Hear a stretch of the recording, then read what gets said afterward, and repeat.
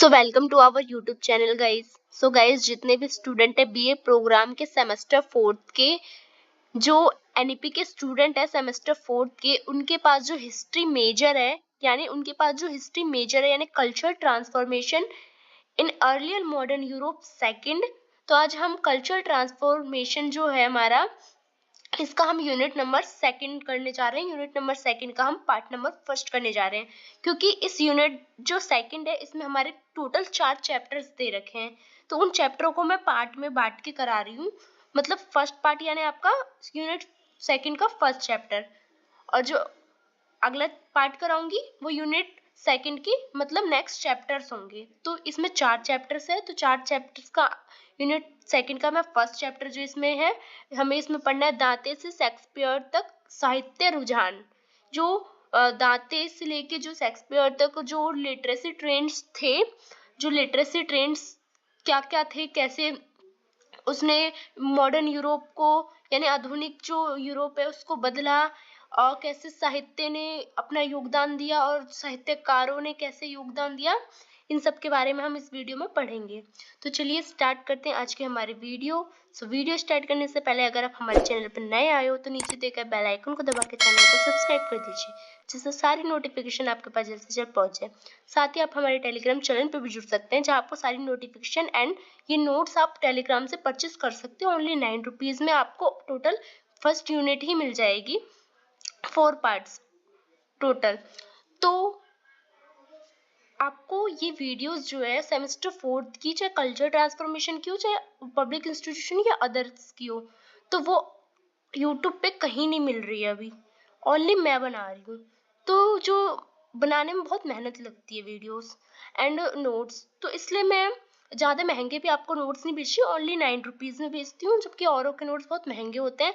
मैं सबसे सस्ते में भी बेच रही हूँ, और आपको कहीं कंटेंट मिल भी नहीं रहा है, और हिंदी में भी कहीं नहीं मिल रहा है। प्लस मैं हिंदी में दे रही हूँ, आपको हिंदी एंड इंग्लिश दोनों में अवेलेबल हो जाएगा। आप जिसमें परचेस करना चाहते हैं आप उसमें परचेस कर सकते हैं, बिकॉज मेहनत लगती है। अगर आसान होता तो कोई भी बना देता, यूट्यूब पे इतने यूट्यूबर्स है बट किसी ने अभी वीडियोस नहीं डाली है। सो बाकी आपकी मर्जी। तो चलिए स्टार्ट करते हैं। तो यूनिट सेकंड का हम पार्ट नंबर फर्स्ट करने जा रहे हैं, दांते से शेक्सपियर तक साहित्य रुझान क्या था।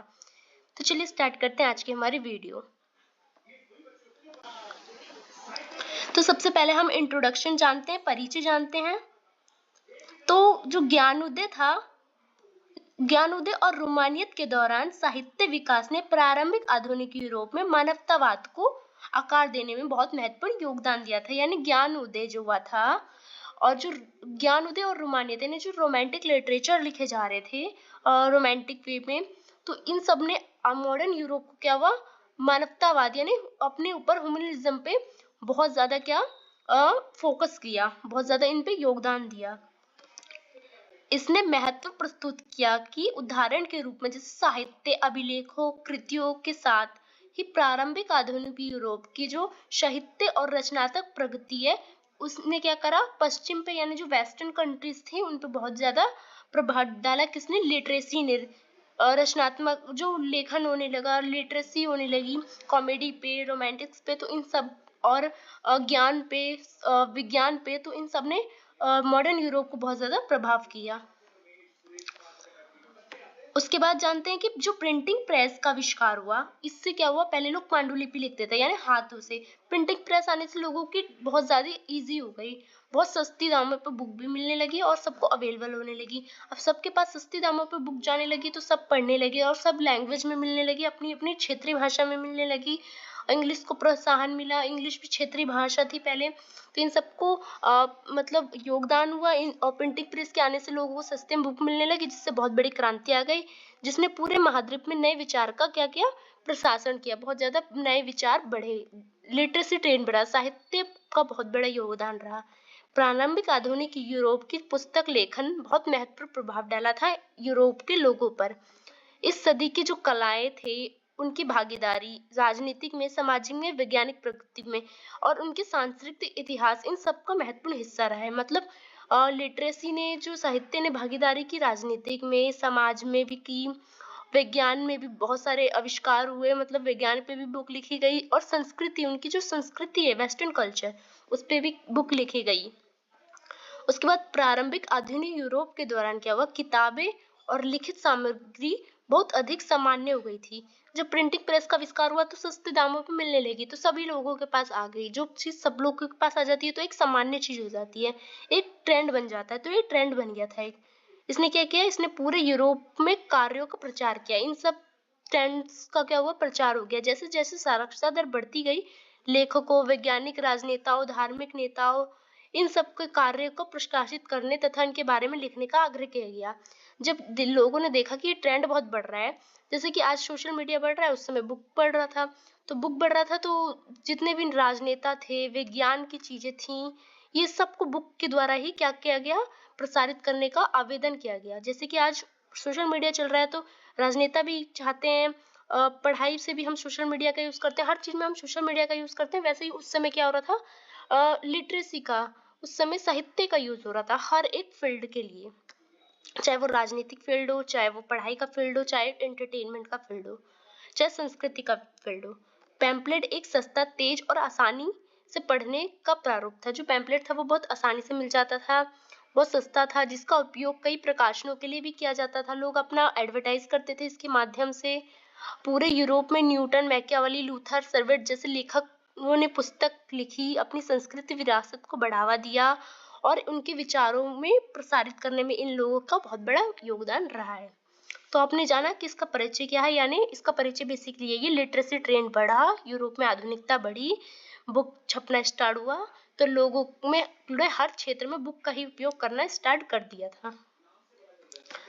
दांते से शेक्सपियर तक साहित्य रुझान क्या था, मतलब ट्रेंड्स क्या थे। टी.एस. एलियट, ये एक लेखक है, टी.एस. एलियट। इन्होंने लिखा है 20वीं सदी के महानतम ये क्या थे, लेखक साहित्य थे। ये आलोचकों में से एक थे, आलोचक थे, मतलब आलोचना करते थे, बुराई करते थे। एलियट की राय थी कि दांते और शेक्सपियर ने दुनिया को अपने बीच बांट दिया है, कोई तीसरी नहीं चीज छोड़ी है। मतलब इनका विचार था, ये आलोचना करते थे दांते और शेक्सपियर की, कि इन्होंने पूरी दुनिया को अपने ही दो भागों में बांट दिया है, दांते के हिसाब से और शेक्सपियर के हिसाब से, तीसरी कोई दुनिया नहीं छोड़ी है। तो यूरोपीय कविता और साहित्य में नए नए साहित्य रुझान और शैलियां को स्थापित किए गए, नए नए ट्रेंड को इसमें शामिल किया गया, नए नए शैली का उपयोग किया गया। लोकप्रिय बनाने में मदद करने के लिए कई लोग अक्सर इन दो यूरोपीय लेखकों पर, यानी जो दांते और शेक्सपियर है, इनको उच्च सम्मान में रखते थे। लोग इन्हीं को केंद्र मानते थे। कल्पना, भाषाई शैली, भाषण, अलंकार, मुहावरे, इन सब का उपयोग किया जाने लगा इसमें, यानी कल्पना, कुछ काल्पनिक चीज का उपयोग करने लगा। भाषाई, हर भाषा में लिखने लगे, हर शैली में लिखने लगे, अपने भाषण में अलंकार डालने लगे, इसमें मुहावरे जोड़ने लगे, मतलब इसको पूरी तरह से एंटरटेनमेंट और लोग पढ़े ऐसा बनाने की कोशिश करने लगे थे। जबकि मध्य युग और प्रारंभिक आधुनिक यूरोप में इतिहास काफी साहित्य प्रगति देखी गई थी।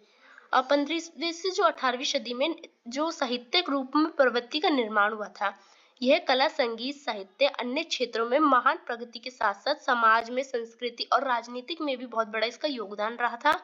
ये सारे, इन सब में वृद्धि हुई, गद्य लेखन का विकास हुआ, और ये इसने एक ट्रेंड लोकप्रियता हासिल की। पुनर्जागरण सुधार, जो धर्म सुधार आंदोलन था, ज्ञान उद्देश्य, साक्षरता क्रांति, इस लिटरेसी ट्रेंड के कारण देखी गई, क्योंकि लोगों को सस्ती दाम पर बुक लगने लगी, लोग पढ़ने लगे, लोग जागरूक होने लगे, लोग अपने आप पर ध्यान देने लगे। साथ ही पुनर्जागरण के परिणाम स्वरूप पढ़ना, लिखना, शिक्षा, ये सब लोगों ने क्या कर लिया था, स्वीकार कर लिया था। पहले लोग पढ़ते नहीं थे, पुनर्जागरण के कारण लोग इन सब से जागरूक हो गए थे। उसके बाद जिसने यूरोपीय समाज को बदल दिया था, वह मध्य युग के दौरान अधिकांश शैक्षणिक संस्थाओं ने ज्यादातर धर्मशास्त्र और धर्म को पढ़ने या ध्यान केंद्रित के साथ ही कुछ अन्य विषय भी इसमें जोड़ दिए थे।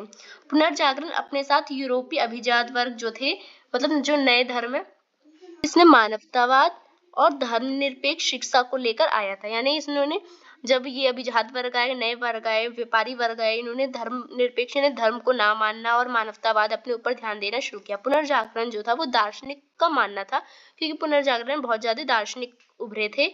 इसमें मानव वृद्धि, विकास के लिए शिक्षा, इन सब पे ध्यान देने की आवश्यकता इनने बताई।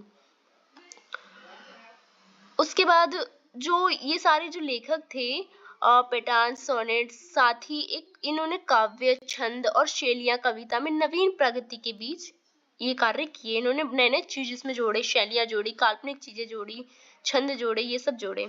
इस समय के दौरान क्या हुआ, उपदेशनात्मक कार्य और नैतिक राजनीतिक ग्रंथ भी अत्यधिक पढ़े गए। उपदेश देने वाले कार्य लिखे गए, ऐसी मतलब जितनी ट्रेंडिंग में चले और लोग एंटरटेन हो सके, लोग जागरूक हो सके, सारी चीज, नैतिकता ग्रंथ, ये सब जोड़ा गया।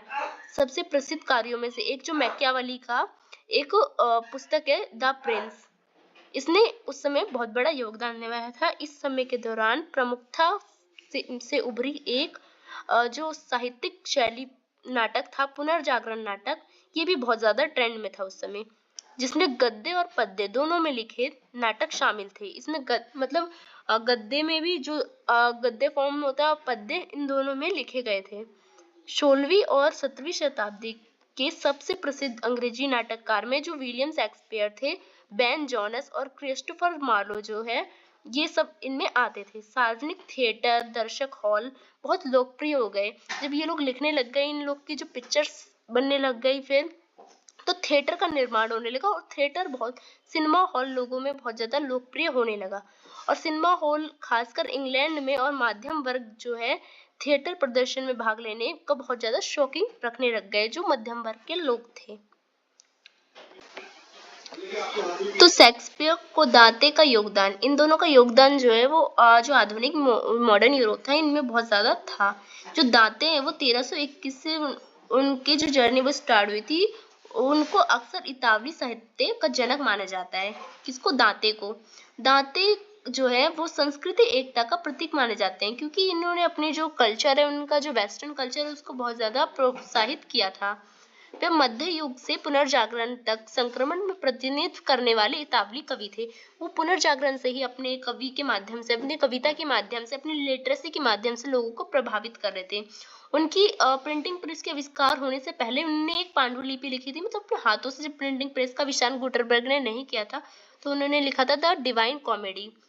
ये बहुत ज्यादा लोगों में फेमस एक बुक थी, जो मध्यकालीन युग के अंत और यूरोपीय इतिहास में एक नए साहित्य और संस्कृति चरण के उद्भव के संकेत के रूप में देखा जाता है।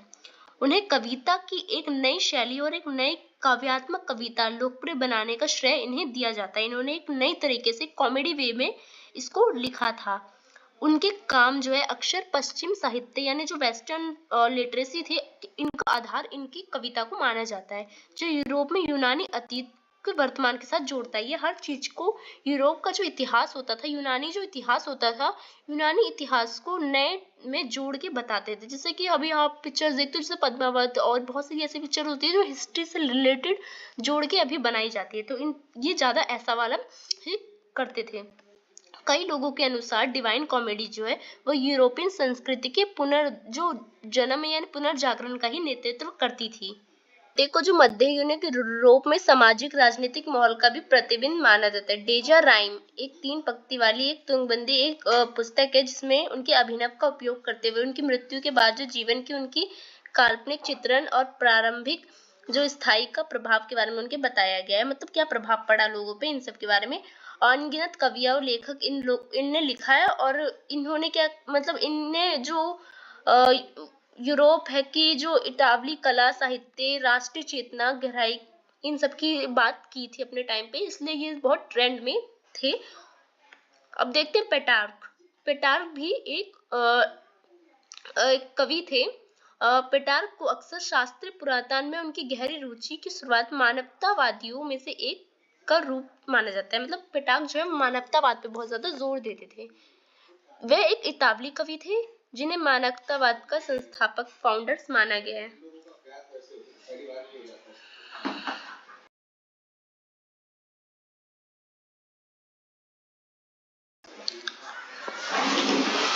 तो उन्होंने उत्सुकता से प्राचीन पांडुलिपियों की खोज की थी, कई पांडुलिपियों की, जो कि पुरानी थी, जिससे शास्त्रीय ग्रंथों, विशेष रूप से सिसरो, वर्जिल और अन्य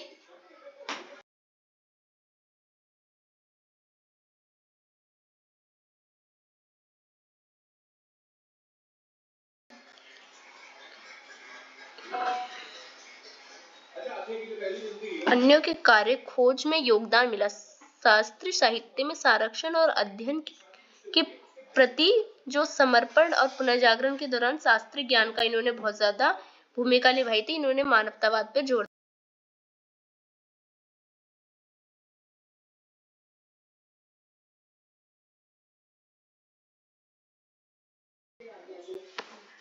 पेटार्क जो है उन्हें कैंजोनियन ने एक प्रकार का सोनेट को परिणत किया था। एक तरह का इन्होंने मतलब बुक लिखी थी जिसे पेटार्क सोनेट के नाम से भी जाना जाता है। ये 14 पंक्ति की एक कविता थी।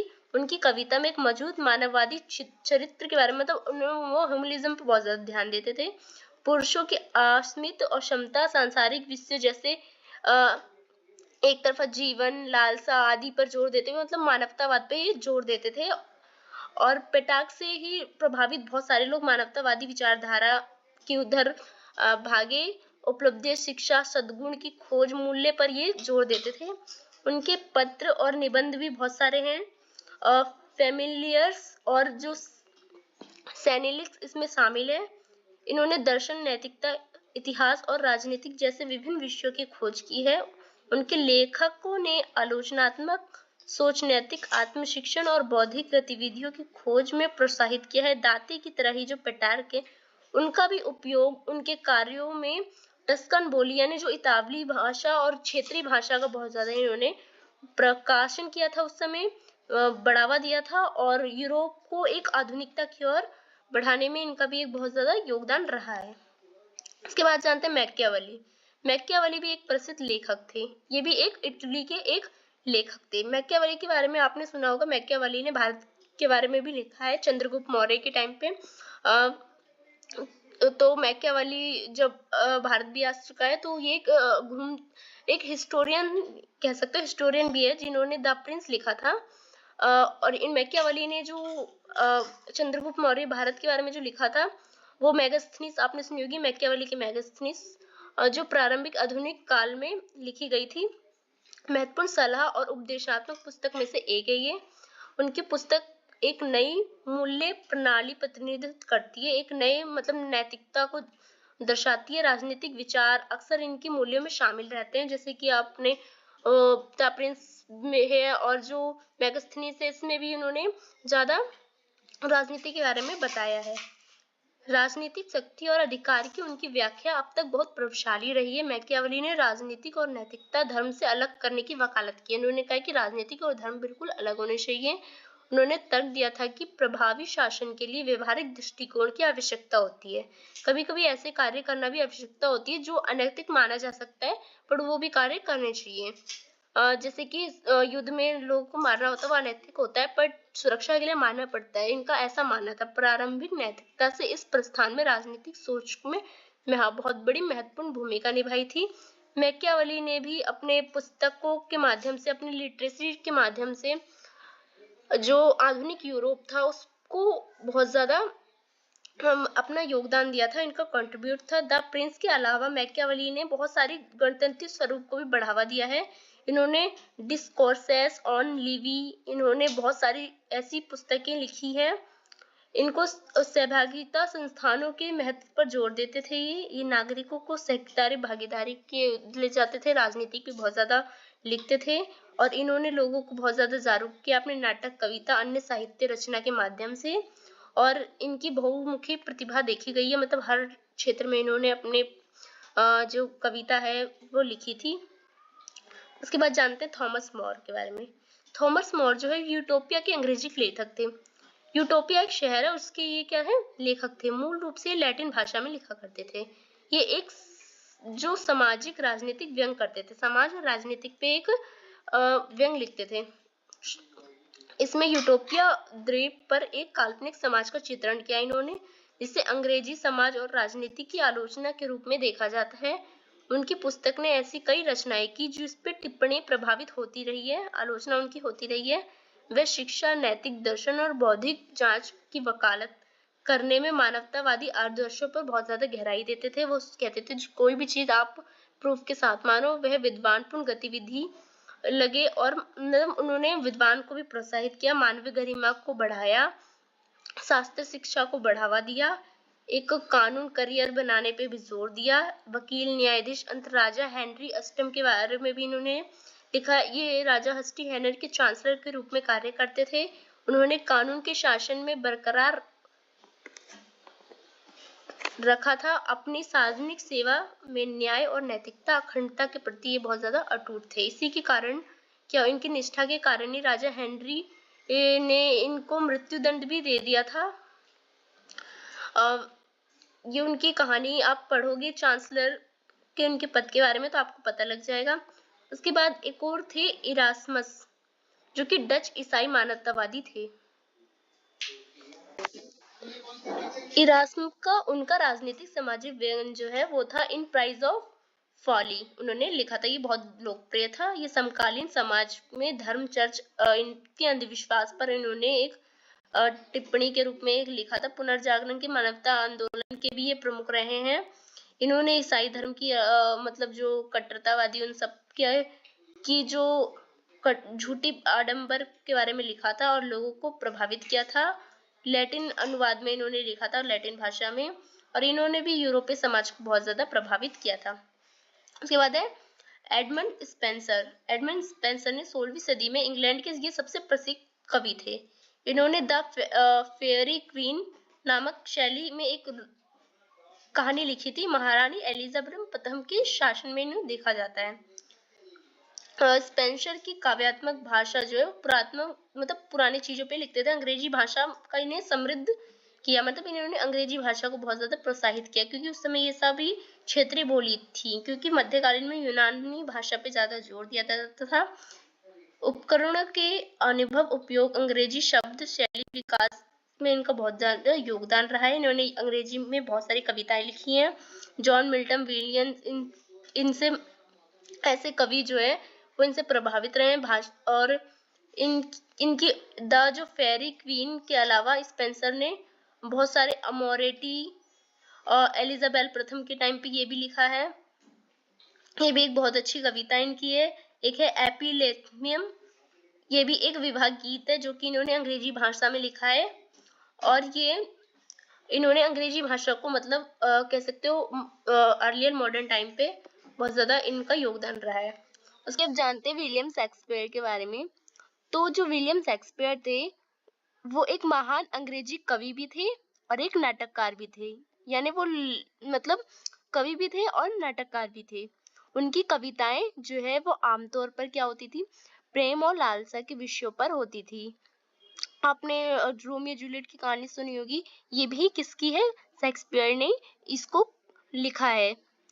और ये हमेशा मतलब उस समय जो अर्लियर मॉडर्न यूरोप टाइम था वो बहुत रोमांटिकिज्म का था, तो बहुत रोमानियत का था, तो इसलिए ज्यादा लिटरेसी इन चीजों पर लिया गया था। और ये उस समय के बहुत ज्यादा फेमस कवि थे, जबकि उनके नाटक विविध विषयों पर थे, पर वे अनेक प्रकार की हर टॉपिक पे वो लिखते थे। उनके पास विस्तृत कथानक, जटिल रूपक, अलंकारिक भाषा थी। उनके कविता में एक वचन, यथार्थवादी विषय वस्तु आदि सब शामिल होते थे।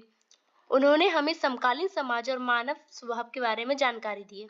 उन्होंने उस समय के समाज के बारे में और मानव मूल्य के बारे में जानकारी अपनी कविताओं के माध्यम से दी है।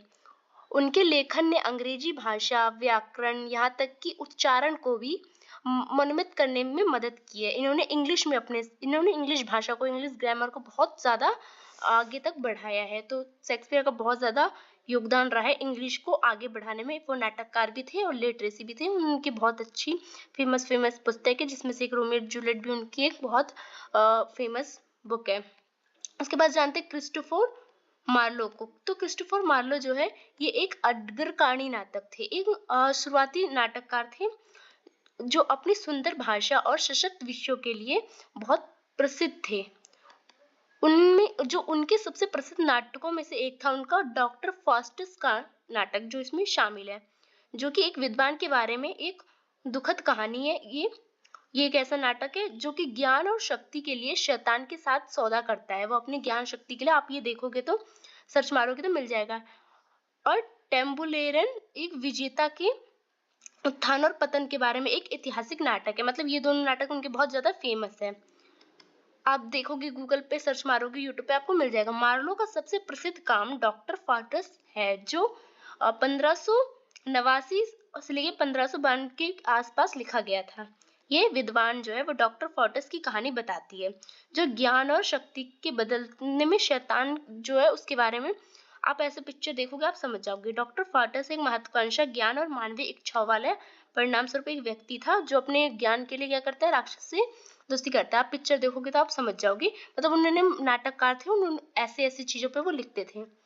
तो इन सब ने क्या करा, यूरोपीय समाज को बहुत ज्यादा प्रभावित किया। चरित्र और सुंदर भाषा। डॉक्टर फोर्टिस के अलावा मार्लो ने भी महत्वपूर्ण नाटक लिखे थे।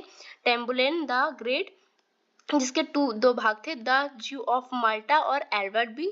ये रचनाएं अपनी मजबूत भाषा, जीवंत विवरण में लिखी जानी थी और शक्ति, महत्वाकांक्षा और मानवीय अनुभव जैसे विषयों की जांच की। अंग्रेजी साहित्य पर मार्लो का प्रभाव भी बहुत ज्यादा पड़ा, इनके नाटकों का। इन्होंने भी अंग्रेजी भाषा का बहुत ज्यादा विकास किया और अर्ली मॉडर्न यूरोप को अंग्रेजी की और क्षेत्रीय भाषा का विकास हुआ इसके कारण। उसके बाद जानते हैं मिगुएल डे सर्वेंटेस के बारे में। तो ये इन्होंने 1547 से 1616 तक किया। तो डॉन जो क्विक्सोट थे, इन्हें लिखने के लिए प्रसिद्ध थे ये बहुत ज्यादा। इन्होंने 1605 से 1615 के बीच 2 भागों में प्रकाशित किया था। डॉन क्विक्सोट को अब तक लिखी गई सर्वश्रेष्ठ पुस्तकों में से एक माना जाता है। इनकी जो पुस्तक है, आधुनिक पुस्तक माना जाता है इनको, मतलब मॉडर्न पुस्तक माना जाता है। इनके उपन्यास में सर्वेंट्स की कहानी बताई गई है, इसका इस्तेमाल किया गया है और इन्होंने बहुत अच्छे तरीके से उस कॉमेडी को भी इसमें यूज किया है। जिस किताब लिखने का तरीका इनका ऐसा था, शूरवीर, इसमें हर चीज को डाला गया है। आप ये सर्च मारोगे आपको ये भी मिल जाएगा। तो इन्होंने भी क्या किया है, मॉडर्न चीज में लिख के और यूरोप को मॉडर्न की तरफ, मानवतावाद की तरफ और रोमांटिसिज्म की तरफ बढ़ावा दिया है। उसके बाद जानते हैं बेन जॉनसन के बारे में। तो बेन जॉनसन एक प्रतिभाशाली लेखक और नाटककार दोनों थे, जो अपनी चतुराई, व्यंग और शब्दों की कौशल के लिए सम्मानित किए गए थे। वो ज्यादा कॉमेडी वे में लिखते थे। इन्होंने कॉमेडी नाटक भी बहुत किए हैं। इनमें से प्रत्येक नाटक है वोल्पॉन द अल्केमिस्ट और बर्थोलम्यूस फेयर शामिल है इसमें। जॉनसन लंदन के साहित्य समुदाय में से सबसे प्रसिद्ध थे लंदन के। उन्होंने विलियम शेक्सपियर की प्रसिद्धता मतलब इनको विलियम शेक्सपियर के बराबर ही माना जाता था, अपोजिट माना जाता था, इतने फेमस थे ये इंग्लिश में लिखने के लिए। अंग्रेजी नाटककार थे, ये आलोचक भी थे। इनकी आलोचना भी की गई है। पुनर्जागरण के दौरान साहित्य आकार देने में इनकी बहुत बड़ी भूमिका रही है। इन्होंने अपने साहित्य से लोगों को प्रभावित किया है और सिनेमा घर के इधर लोगों को आकर्षित किया, जिससे लोग प्रभावित हुए। लोग आडंबर से हटके अब मानवतावाद पे ध्यान देने लगे तथा थोड़ा अपने ऊपर ध्यान देने लगे, थोड़ा खुशी पे ध्यान देने लगे। ये हुआ। अपने नाटकों के अलावा जॉनसन अपनी कविता के लिए भी बहुत ज्यादा प्रमुख थे। टू सोलिया और ऑन माई फासोने जैसे अनेक महत्वपूर्ण कार्य इसमें शामिल थे। वे 1616 में इंग्लैंड में पहले कवि थे जिन्हें पुरस्कार मिला था। उपाधि इनको दी गई थी इसके निधन के बाद। इनके अतिरिक्त जॉनस की आलोचना भी बहुत ज्यादा निबंध में इनकी की गई है। डिस्कवरीज जो कि 1641 में आई थी, पुनर्जागरण के दौरान साहित्यिक आलोचना इसमें बहुत ज्यादा की गई है। उसके बाद जानते हैं जॉन मिल्टन के बारे में। तो जॉन मिल्टन जो है वो 1608 से 1674 में एक प्रभावशाली अंग्रेजी कवि थे और नीति शास्त्रक और सिविल सेवक भी थे। इनने बहुत सारे महाकाव्य लिखा है। पैराडाइज लॉस्ट, आपने देखा होगा पैराडाइज लॉस्ट, क्या लिख जाने, ये सब पिक्चर, इनसे सब कहानी किसने लिखी है, इन्हीं ने लिखी है। इन्होंने अंग्रेजी भाषा में महानतम कवियों के रूप में इनको देखा गया है। 17वीं शताब्दी के दौरान महत्वपूर्ण साहित्य में इनका बहुत बड़ा योगदान रहा है। पैराडाइज लॉस्ट जो है वो बहुत प्रसिद्ध एक महाकाव्य कविता है, जिनने यूरोप के लोगों को बहुत ज्यादा प्रभावित किया था। और ये एक तरफ से बाइबल की कॉपी करके इसमें बहुत सारी चीज डाली गई है इसमें। और यही देख के लोग मतलब बहुत ज्यादा प्रभावित हुए। धार्मिकता, मतलब धर्म के ऊपर विश्वास बढ़ा लोगों का, पर आडंबर नहीं, धर्म के ऊपर लोग की संस्कृति को फिर बढ़ावा मिला। यूरोप की संस्कृति को उभारा गया, दिखाया गया, उनके गौरवशाली इतिहास को बताया गया, जिससे लोग प्रभावित हुए। और भगवान के साथ उनके रिश्ते, बलिदान, इन सब की कहानी नाटक में दिखाया गया है। ऐसा माना जाता है मिल्टन सोनेट जो है वो प्रसिद्ध, बहुत ज्यादा प्रसिद्ध थे उस समय। वे अपने अंधेपन विचार उसमें व्यक्त करते थे अपने नाटक में और भगवान की कल्पना भी करते थे वे। और उन्होंने यूरोप की जो समाज है उसको बहुत ज्यादा प्रभावित किया था। स्वतंत्र भाषण, धार्मिक स्वतंत्रता, इन सब की बात वो करते थे। निष्कर्ष के तौर पे हम कह सकते हैं कि जो दांते से लेकर शेक्सपियर तक के जो जितने भी मतलब जितने भी राइटर थे, जितने भी साहित्यकार थे, जितने भी नाटककार थे, उन्होंने क्या किया, उन्होंने प्रारंभिक आधुनिक काल के दौरान एक साहित्य विद्या के रूप में, उपन्यास के रूप में क्या किया है, इन सब का उद्भव योगदान रहा है किसमें, मॉडर्न यूरोप में। क्योंकि इन सब के साहित्य के कारण लोगों में बहुत ज्यादा विकास हुआ है, लोग बहुत ज्यादा मानवतावाद पे जोर देने लगे हैं। उपन्यासों ने समाज में व्यापक दर्शक जो उस समय प्रिंटिंग प्रेस के छपने के बाद हर क्षेत्र में, चाहे वो क्षेत्र आर्थिक क्षेत्र, राजनीतिक क्षेत्र हो, चाहे मनोरंजन का क्षेत्र हो, उन सब में ये कविताएं और लिटरेसी इन सब का योगदान होने लगा और इन सब ने एक मंच स्थापित कर लिया और लोगों के दिल में अपनी जगह बना ली और लोग इससे प्रभावित होने लगे और यूरोप एक मॉडर्न की तरफ बढ़ने लगा।